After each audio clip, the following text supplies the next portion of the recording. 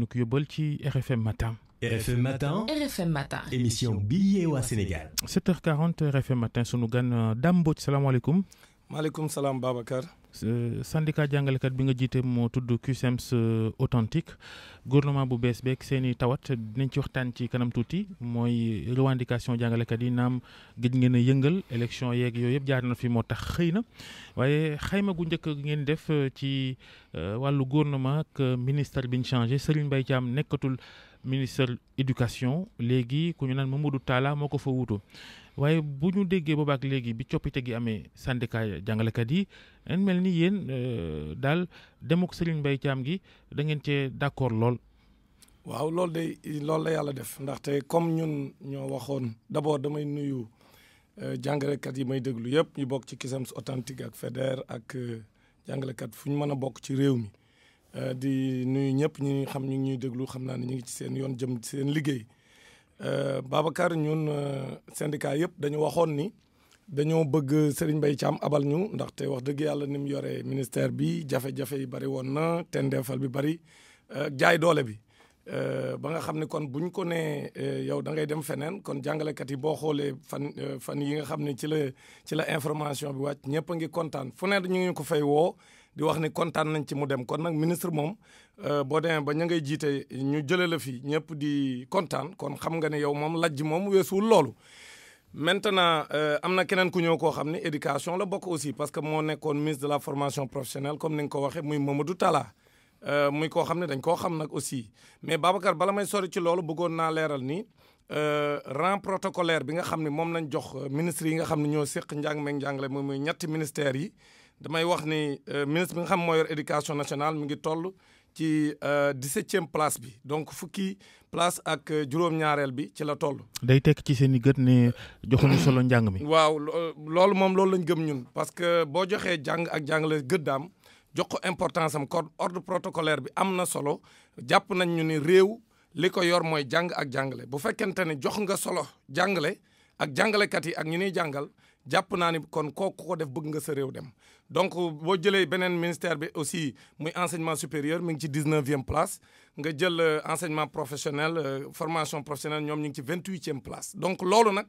jàngat bi ma ci def man mooy que ni boo joxee gëdd jàng ak jàngale da nga koy jox la nga xam ne mooy wàccuwaayam foofu moom am na mbir mu fa am moo xam ne ñoo ngi xool nag. ci gàttal da ngeen jàpp ni Macky Sall fonkul njàng mi. waaw ñun loolu lañ jàpp ñun li ñu jàpp mooy ca ba mu commencé ba léegi moom pour moom priorité bi d'ailleurs boo xoolee PSE da ngay xam ne priorité moom pour moom du jàngale alors que lu mu xamul mooy ak pàcc bu mu yaakaar ni mën naa yóbbu réew mi ci émergence ak développement bu fekkente ne njàng mi ak njàngale mi mi ngi suuxe mi ngi nga xam ne jàngalekat yi nërmeelu nañ njàng mi nërmeelu nañ lépp lu mu tabaxit comme château de cartes lay doon lépp day daal forage daal la xëddee. yaa ngi tudd enseignement supérieur sànq ak ministre bu bees bi Cheikh Oumar Anne coow am ca luy seen taxawaay ak gis-gis ca loola. ñun d'accorduñ ci parce que xam nga lu ñu jàpp mooy moom dañ koo dénk kudd ñu épinglé ko ci ay rapport ñu wone ni mu yore kuddu am na ay jafe-jafe yoo xam ne dossier mi ngi ci table procureur de la république ñun nag mun ñu nangu ñuy promouvoir nit koo xam dañ koo tuumaal ci guerre boo xoolee même Serigne Mbaye Thiam mi nga xam ñun dañ koo porter plainte le 29 non. mooy rapport bi wax ni kilo ñebbe foofu jëndee nañ ko 4500. effectivement loolu lañ tuumaal donc l'ancien directeur du COUD nga xam ne tey moom lañ bëgg a def ministre de l'enseignement supérieur ñun li ñu jàpp mooy kenn wërta jël alalu réew mi luubal ko randal alalu réew mi ba noppi ñu lay jox ñu lay wormaal di la jox ay cër yoo xam ne waroo koo am. Georges donc ñun d'accorduñ ci loolu. ngeen kontaan ci demuk Serigne Mbaye Thiam ak li nga wax ni sànq yëpp. Macky Sall xëy na yow nga jàpp ne moom moo joxul njàng mi fulla gim ko war a jox gala gët gi nga xamante moom la ko war a jox lu waral kon ngeen di kontaan ci demu Serigne Mbaye Thiam te alors que Macky Sall moomee nga xamante ne moom ngeen joxuñ baaraamu tuuma at gi fa Serigne Mbaye Thiam def yëpp ci boppu ministère de l'éducation chaque fois ak jafe-jafe yi ngeen doon am ak moom la doon jàppale.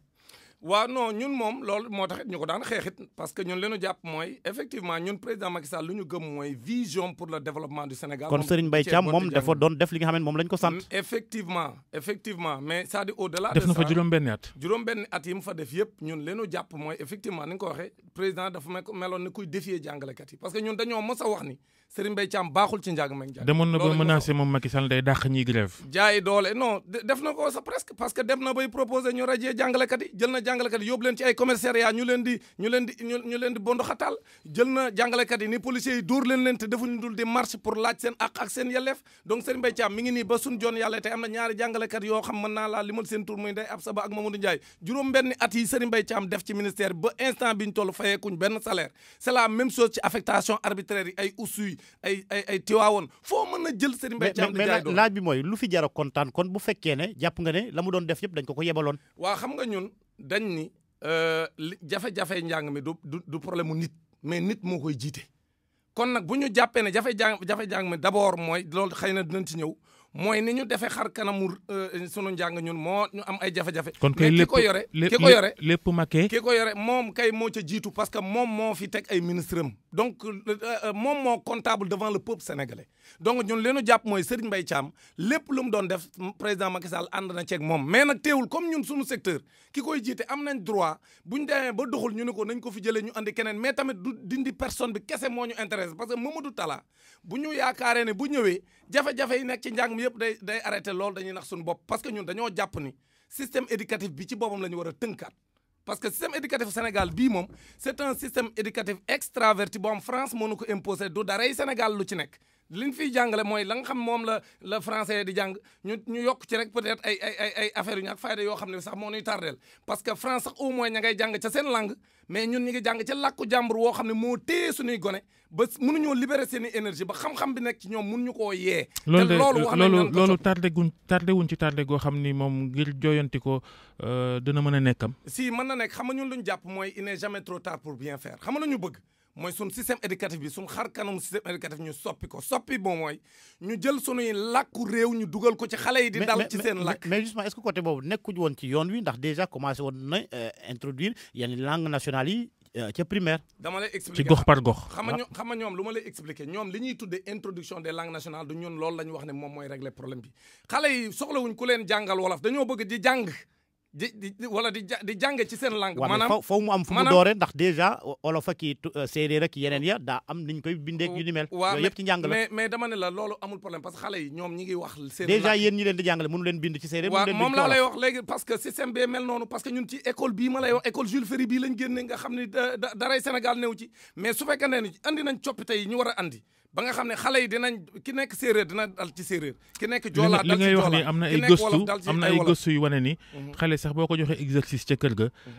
expliquer ko ci làkk wi mu nàmp moo gën a gaaw te moo gën a yomb te tamit pour mu def transfert yi gis nga fi mu toll nii xam nga lu tënk Sénégal mooy xale yi dañuy dal ci làkk boo xam du seen làkk bu ñu bëggee jàng mathématique jàng leneen ci làkk boo xam moo nekk le premier blocage loolu mooy tënk suñuy gone ba bu ñuy nekk en compétition internationale avec les autres enfants du monde Sénégal day nekk ci ginnaaw léegi nag. waajur yi tamit Dame dañoo complexé bañ a làkk seen i doom làkk réew mi itam. waaw non loolu sax am na ay soxo yoo xam ci école Jules Ferry bii lañ génn ñoom ñoo koy def waaye man dama laa bëgg a xamal ne la gone yi Sénégal yi ñu ci ëpp ñu ngi làkk wolof ci seen kër ñu ngi làkk joolaa seen kër ak séeréer ak et cetera mais xam nga liy problème bi. mooy que ne bu ñu demee ca école ba duñ jàng ci seen làkk kooku c'est un premier problème deuxième problème boo xam war nañ ko réformer ci système éducatif mais lu tax ñun ñu bëgg ñoo gëmloo au long de la laïcité ñu ne léegi yéen seen njàngu diine kenn waru koo jàngale ci njàng mi bu ñu waxee ñu ne dañuy def ay modernisation des daara alors que daara yi xam nañ ne occupé wuñ même pas 2% des effectifs aujourd'hui église bi wax na ko kilifa diine yi wax nañ ko nañ dugal njàngum diine ci biir njàng mi parce que loolu mooy yar xale yi Sénégal réewande gu métti gi nekk ci sunu mbedd mii ak sunu penc mii ak sunu circulation bii ku nekk def lu la neex gis nga pour ñu mën koo saafara loolu moom lajjug école bi la yéen ñëpp waaw mais moom laay wax daana Babacar da nga may dëggal da nga may fekk si ci li may wax dama ne président de la république ci discours am biñ ko falaatee dani dafa bëgg a baser mandat bi ci éthique ak responsabilité ñu yaraat sénégalais yi mais loolu damaa bëgg mu xam ne pour mu mën koo def ci njàng mi rek la ko mën a jaare amul beneen yoon bu mën a jaar mais njàng mi yàgg dañ cee jàngale éducation civique vivre ensemble gu bees gi nga xam ne xale yi nekk primaire moom la ñuy jàng kon lu tax duggul ci bopp xale yi seen matadi la yéen jàngalekat yi wala lu gàllankoor yi fii. mais jàngalekat yi ñoom ñoo yore curriculum bi loolu laa lay expliquer nii pour ñu tàggat sénégalais yi dañuy soppi xar kanamu njàng meeg njàngale mi lii nu France imposé nga xam ni ñoom ci seen i intérêt lañ tëggee suñu système éducatif pour ñu nekk nit ñoo xam ne nit ñu oyof lañ ñoo xam ne neex nañoo këf lañ bëgg ca seen i réew muy am ci sunum réew bu ñu bëggee ñëw fii noot ñu jël suñu économie jaay ñu doole loolu lañ bëgg mu gën a continuer parce que loolu mooy am depuis indépendance léegi nag loolu pour ñu xeex ko fokk ñu dindi ay sénégalais yu gëm seen bopp ay sénégalais yu nekk ay sénégalais yu ñu tàggat ci Cheikh Ahmadou Bamba ci El Hadj Malick tàggat leen ci seen i valeur ba nga xam ne bu ñu paree dañuy doon ay vrai sénégalais yoo xam dañuy am patriotisme am yar xam nu ñuy comporté yoo pour réew mi mën a jëm ca kanam lii mooy defar réew mi mais nag su fekkee ne yaakaar nañ ni ñun dañoo war a boddi suñuy diine ni kenn du fi jàngale diine ala ko diine mooy defar nit parce que bu fekkente ne Sénégal da ngaa bëgg ñu yaru dañ leen jàngal ci diine njëkk ci ñoom xale yi nga xam dañ leen a jàngal seen diine won leen li nga xam si mooy yoon ak lu dul yoon ñuy jàngal leen ci seen i valeur xale yooyu duñu comporté woo ni nga xam ne noonu la mag ñuy comporté woo ba ëllëg bu ñu la falee ministre wala ñu far la directeur de cabinet wala ñu far la directeur de société doo randal alalu askan wi parce que dañ laa tàggat njëkk ci yow boobu nag le système éducatif bii deful parce que France moo nu ko imposé te am nañ complexe comme ni ko Babacar waxee mais au-delà de ça nee nañ peut-être njàng mi daa am fi mu sooxeek niveau bi wàcc naak lu ni mel mais est-ce que en retour aussi du ci jàngalekat yi nga xamante ne aussi pour ñu transmettre di savoir bi mënatuñ ko du ñëpp gaa loolee sax dañ koy nemeeku ci yenn secteurs yëpp jàngalkat yi nga xamante ne seen niveau aussi dafa des waaw ndax mais nga jàngal nit ab làkk muy séeréer muy nam te mënoo ci dara aussi wala li nga ciy def du noonu waaw mais jafe-jafe loolu xam nga dama la wax te yenn jàngalkat yi aussi ñoom du ñuy bëgg a gën a yokk seen di xam-xam waaw non xam nga problème bi dépassé na loolu ngay wax mais ci la booy lim certes loolu mooy li nga xam ne moo fés mais dama la jàngalekat yooyu ci système éducatif bi lañ jógee gis nga bu ñu bëggee am système éducatif bu baax bu ñoŋ dañuy tëggaat système éducatif bi moo tax Mamadou Talla mi nga xam moom lañ falaat tamay profité ni bu yaakaaree ne la mu doon def ca ministère formation professionnelle mooy tendeefal bu métti bi nekk ci ruqam kenn du xam lu mu xalaat ak lu mu xalaatul du def du dindi xeexul attewul loolu moom bu fekkente ni maanaam ministère lu njëkk a yor moom ak nagam lañ ci gën a seetlu nagam gu méttee métti moom la yore woon ci ministère formation professionnelle te loolu nag yorul éducation parce que Mamadou Talla soo ko bindee lettre du la tontu Mamadou Talla du toog ak nit ñi wax ak ñoom ñu xam lan la bëgg ak fan la bëgg a jëm Mamadou Talla ci xam lay toog rek ngay dégg muy wax ay projet ak ay partenaire am loolu nag bu yaakaaree ne moo yor éducation ndax na boppam parce que ñun éducation il faut un ministre dynamique un ministre proactif ministre boo xam pare na pour toog ak nit ñi wax vision am taxaw partager ko ñeme confronter ay idées avec les idées des autres loolu lañ soxla ci Mamadou Talla mais toog ci xam rek kenn du ko dégg bokkul ci dara ñu jàpp ne mën naa gérer noonu ministère éducation comme ni mu ko doon gérer formation professionnelle bu ko defee du fa yàgg. kon kay yéen ñi doon jooy Serigne Mbaye Thiam am ngeen lu ko yées xëy na ci wàllu kilifteef. xëy na ci relation yi moom mën na am changement parce que wax dëgg yàlla bu ñu waxalee yàlla ñun ñoo ngi koy fekk parce que mu tala protocole yi ñu signé ñun yëpp signé na ko depuis 2014 protocole bu ñu fi def waxtaan wu ñu fi def lépp fekke na ko donc Mamadou Talla bu ñu xoolee ci ni muy comporté woo moom sur le plan des rapports humains. moo gën fuuf Serigne Mbaye Thiam parce que moom nekkul nit koo xam day ñëw di xuloo ko dagga sante mais nag ñun tamit duñ fi nekk di ragal ginnaaw kenn Mamadou Talla ni mu tege woon ci ruqam ni yott ci ruqam rek du jéem deful dindiwul kooku bu yaakaaree ne mën na koo yore éducation nationale day nax boppam maintenant ñu ñëw nag ci jafe-jafe yi nga xam moo ngi koy xaar moom Mamadou Talla parce que wax dëgg yàlla. justement seen revendication. waaw revendication fu mu toll am na yu tàmbale woon saafara avancement yi xaalis ba ca waroon dem ñi avancé ñu war a fay am na yu ci tàmbale dugg am lu des. waaw li des bari na lool parce que président Macky Sall ak gouvernement am wax ji bari na lool waaye jëf ji néew na xam nga lu ma lay xamal ñoom li ñu jël mooy toujours ñuy wax ay chiffres dañuy joxe 30 milliards 40 milliards ci avancement yi rap xam nga lu ñu doon jàpp mooy état Sénégal à travers la direction de la solde ñoo def seen xayma. ni ñoom état amel nañ ñu téeméeri milliards ci rappel avancement rappel d'intégration ak rappel validation rappel intégration boobu moom lañ gën a ragal jàngalekat yëpp a ngi toog di xaar yi ñu yore leen seen alal ñuy jël xaalis bi di ko pasar ñu koy gis bis bu nekk xam nga lu ñu wax ñun nañ wuti xaalis fay ñu suñ téeméeri milliards yi ñu ameel jàngalekat yëpp ku nekk lañ ko ameel parce que ndoolal nañ jàngalekat yi ba koo ci gis da nga koy yërëm léegi nag te dañ leen a yoreel seen xaalis ñuy gis ñuy tabax seen i Dakar Arena di tabax seen i arène de lutte di tabax seen i terre te ameel jàngalekat lu dul téeméeri milliards nan wuti téeméeri milliards fay ñu sunu xaalis boobu mooy premier problème beneen bi mooy que ni. waaye état bi nag mënut a leb xaalis di fay jàngalekat itam. dama ne ñun li ñu jàpp mooy. ndax yooyu nga fa tudd ay projet yoo xam ne la ay lebi xaalis la tabax ko.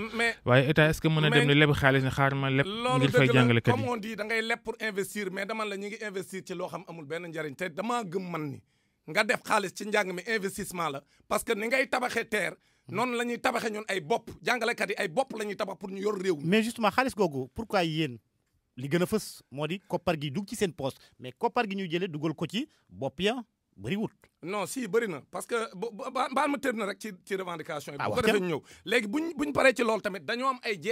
yeexital yu am ci ni ñuy yore liggéeykatu réew mi de manière générale mais jàngalekat yi surtout mooy les lenteurs administratives jàngalekat yi may déglu ñi nga xam ne ñi ngi xaar seen i acte avancement seen acte validation ak seen acte d'intégration kenn joxu leen ko seen mise en sorte mi ngi sooxe yooyu yëpp dañoo war a taxaw mu gaaw ba noppi nit ñu boddee ci ni ñuy fayee liggéeykatu nguur gi parce que nit ñu yéen jàngalekat yi da ngeen a bari mais loolu xëy na toj gi ñu toj ministère de l'économie def ko ñaar mën naa yombal yëf yi. non ñun bu fekkente ne day yombal alhamdulilah mais ñun daal li ñu jàpp mooy ñi ngi ñu jox fukki junni ak ñaar ci ndàmpaayu dëkkuwaay bi alors que ñi tolloog ñun ña nga ca ñeen fukki junni ñii ña nga ca fanweeri junni teguwul fenn te loolu duñ ko nangu donc dañuy toogaat tegaat table bi le système de rémunération ñu waxtaane waat ko ku ci nekk li ci sa ak say leef ñu jox la ko beneen bi nag mooy li may terminer mooy ñu affecté les sortants des écoles de formation parce que nag mbir mi ngi bëgg a ëpp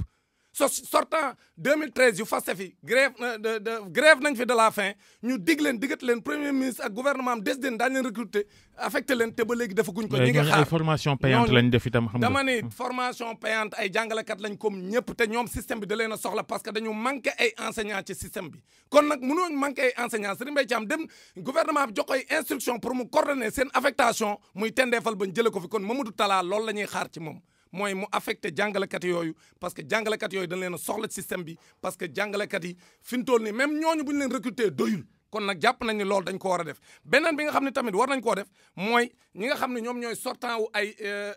CNEPS de Thiès et cetera ñoo ñëpp ñu recruter leen parce que jàngalekat yëpp yi nga xam ne formé nañ leen ba pare di leen bàyyi seen kër ñu toog loolu yàq la alalu réew mi kon nag ñooñu dañ leen war a recruter ci nu mu gën a gaawee beneen bi nag bi may terminer mooy que ni am na solo lool plainte bi ñu junj sànq parce que dafa am ay luubal yu am ci ministère éducation nationale te war nañ koo leeral nag ñun defuñu ko pour xeex kenn nit ñi bu ñu jàppee ne ñun dañ koo defoon pour Serigne Mbaye Thiam abal ñu déedéet dañ koo dénk alalu réew mi mu jël ay marché yoo xam ne jaarul yoon ARMP wax ko ñun ñu jël rapport bi déposé ko OFNAC le 29 passé mars pour wax ay OFNAC ne ko na ñël dossier bi mu instruire ko jébbal ko procureur de la République. ñu woo ay marché lu mu. marché yi benn dama lay jox benn exemple yow mën ngaa xalaat nit mën a jël ministère éducation bu ndaw bii mu def fa 104 millions jox ko juróom-benni entreprise pàccee ko pour daw ce qu'on appelle le seuil de passation de marché mu jël 868 millions. presque 1 milliard def ko ci peinture lycée Mariama Ba jël ay marché restauration yoo xam ni dañ ko war a jox ay traiteur wala ñoo xam ci spécialisation restauration lañ nekk mu jox ko ñoo xam ay tabax dañuy tabax mooy ay BTP mais loolu ay affaire u caaxaan yoo xam ne ay mu nekk ay alal judul jeex presque lu toll ci juróom-benn milliard yoo xam dañ koo luubal dara jaaru ci yoon mais ARMP bind ko wax marché bu ci nekk man jox nañ détail man def naa sama plainte déposé ko sama naataangoo yi bind nañ ko mais loolu nag dañoo bañ ñu defa ni dafay war a jaar rek daal di naax saa yi dañoo bëgg ñu teg ko ci table ji comme ni sénégalais yëpp di laajee ñu jël affaire Prodac teg ko ci peinture lycée 800 millions moom seer na di waaye xaalis bu dul jeex lañ fa def te loolu lépp nag alalu askan wi la mun ñoo toog ci réew moo xam ne ñi war a def dialyse a ngi toog mun ñoo def dialyse di dee comme ay weñ ñu jël xaalis bu toll noonu ñu jox ko ab ministre mu randal ko ay jàngalekat nekk fi ñu amal leen seen rappel d'intégration seen rappel de validation ak seen rappel avancement jotuñu seen xaalis ñu jël xaalis boobu di ko bàyyi ab ministre di ko randal loolu moo tax ñun ñu jàpp ni alal jooju dafa war a jaar yoon ñu leeral ko lu ci nekk procureur wax la ca waroon am. li ma bëggoon xam boobu ba léegi yaa ngi naan yaa ngi ciy dellu si waat mais koppar gi nga xamante ne moo war di dugg ci njàngale mi gën kaa yóbbu ca kanam li ñuy dugal ci bopp yi waaye bi ngay lim ba léegi liy dugg ca seen poste rek. waa déggoo li ma la wax ñun dama ne la le premier intrant de qualité ci système éducatif mooy jàngalekat. waaw mais souvent duñ koy dégg ngeen koy xeex. mais ñu ngi koy wax ndax ngay wax ay validation ak yu ni dama ne mel la yëpp loolu ñun ci li seen ñu poste wax lay jëm. d'abord mooy nañ former jàngalekat yi parce que jàngalekat yu bëri ñu ngi toog di xaar seen formation kenn formé wu leen te loolu sax ci laay ñëwee ci li ñuy tuddee passerelle professionnelle parce que passerelle professionnelle Serigne Mbaye Thiam dafa dem daaw ne 67 personnes la ñuy former alors que du 67 personnes passerelle professionnelle naam roulé na dans la farine mes camarades du G6 mais passerelle professionnelle c'est pas un concours c'est un examen léegi nag examen bi jotee képp ko war a def jàll ñu war a jàll loolu mooy yoon mais nag jaay doole bi dafa war a jeex ci ministère bi. Dame Mbodj njiital syndicat jàngalekat bi ñuy wax CUSEMS Authentique ñu ngi lay gërëm Georges Déthié Diop gërëm mbokk yi àndoon ak ñun ci 6 heures du matin ba léegi ci RFM matin.